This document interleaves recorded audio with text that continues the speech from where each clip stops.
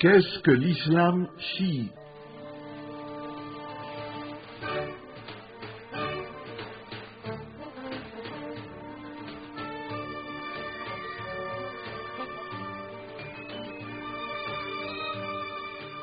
Grâce au nom de Dieu, le tout miséricordieux et très miséricordieux.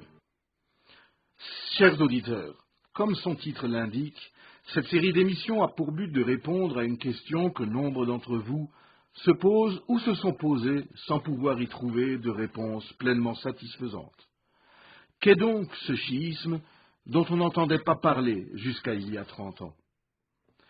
Des événements politiques déterminants des 30 dernières années, depuis la révolution islamique d'Iran jusqu'au renversement de Saddam Hussein, en passant par les stupéfiantes victoires du Hezbollah sur une armée jusque-là réputée invincible, ces événements ont été l'occasion de voir se multiplier les études académiques ou politiques sur le chiisme et les chiites, mais aucune ne nous présente jamais ce qu'est le chiisme pour les chiites. Comment les chiites eux-mêmes comprennent et vivent le chiisme? Quelles sont les doctrines et pratiques en lesquelles ils se reconnaissent et par lesquelles ils se distinguent? Quelles sont la vision du monde et l'être au monde propres aux chiites? Même un livre explicitement intitulé « Qu'est-ce que le chiisme ?» ne fournit pas à cette question une réponse en laquelle les chiites se reconnaîtraient.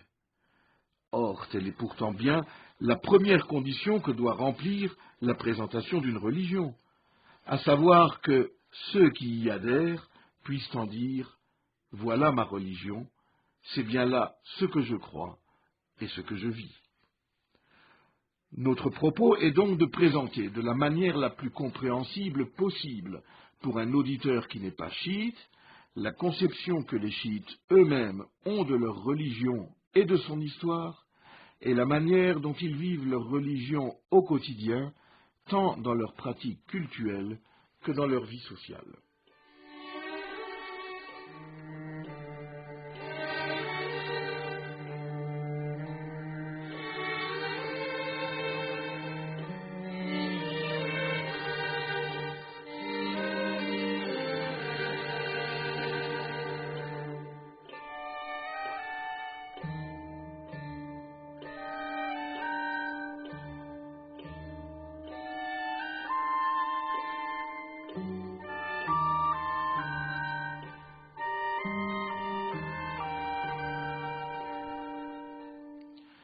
Il ne faut cependant pas négliger de signaler qu'il existe bien des présentations du chiisme écrites par des savants religieux chiites, généralement écrites à l'origine en arabe, en persan ou en ourdou, souvent traduites en anglais et plus rarement en français.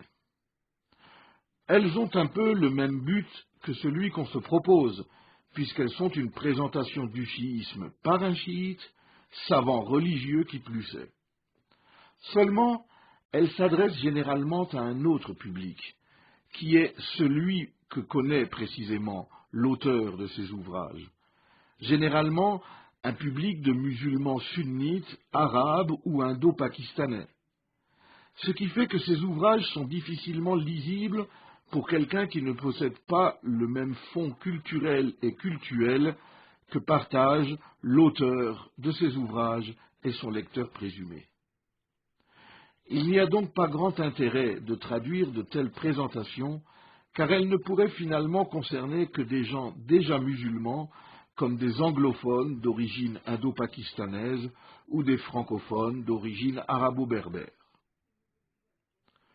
Il faut tout de même signaler comme une exception le livre écrit par le regretté clerc iranien Mohammad Hossein Tabatabai, à la demande de Seyyid Hossein Nasr, un autre Iranien enseignant aux États-Unis. Du fait de ses propres orientations et de ses qualifications philosophiques, ainsi que de ses contacts avec le philosophe français Henri Corbin, le discours de Allameh Tabatabai se place à un autre niveau que les autres présentations écrites par des clercs chiites.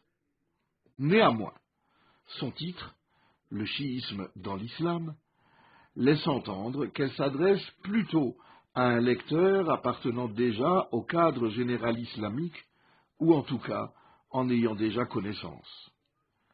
Qui plus est, si ce livre est fort bien traduit et diffusé en anglais, sa traduction française est défectueuse et pas du tout diffusée par les circuits officiels de distribution du livre français, ce qui en limite encore plus l'accès et l'utilisation.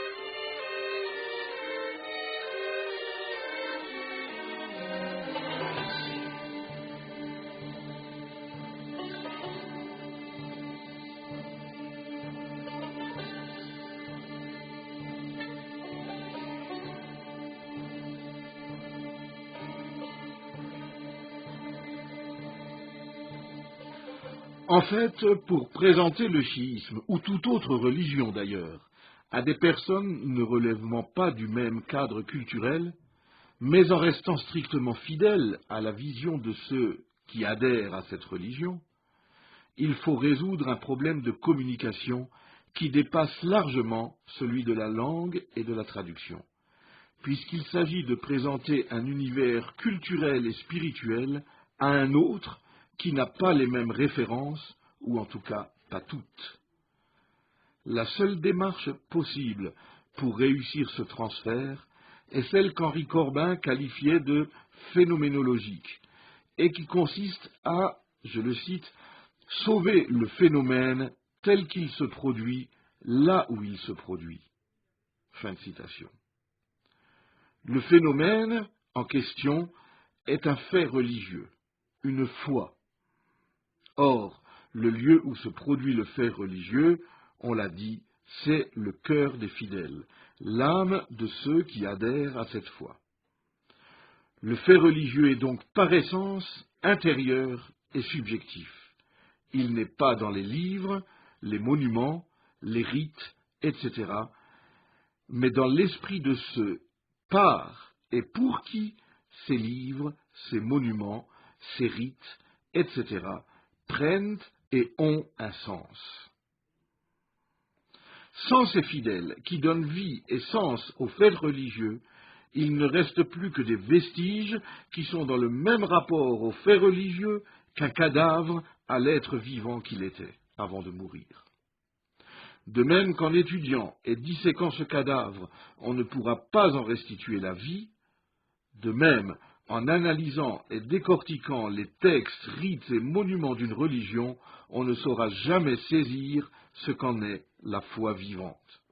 Or, c'est la foi vivante qui est le fait religieux, le reste n'en étant que les traces et les effets.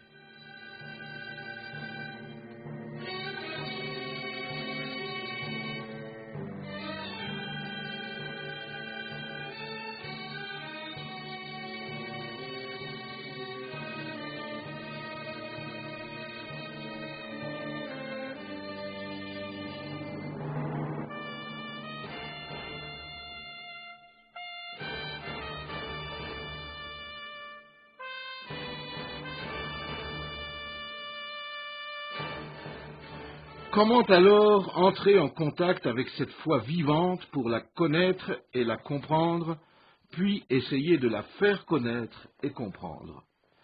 Vu que le lieu où se produit le phénomène de cette foi est le cœur des fidèles, il n'est d'autre solution que de devenir l'hôte de ces cœurs, d'y recevoir avec respect ce qu'ils vivent et de le transmettre tel quel en sauvant le phénomène. Mais une telle hospitalité spirituelle ne peut être que réciproque. Pour devenir l'hôte d'un monde spirituel, il faut nécessairement s'en faire soi-même l'hôte, c'est-à-dire lui ouvrir son propre cœur. Sinon, on ne sera qu'un simple visiteur de passage qui reste étranger au monde qu'il visite et pour lequel ce monde ne peut que rester étranger, pour ne pas dire étrange. Dans notre prochaine émission, nous écouterons quelques-unes des merveilleuses lignes écrites par Henri Corbin sur cette hospitalité spirituelle réciproque, condition sine qua non de la connaissance et de la compréhension des faits religieux.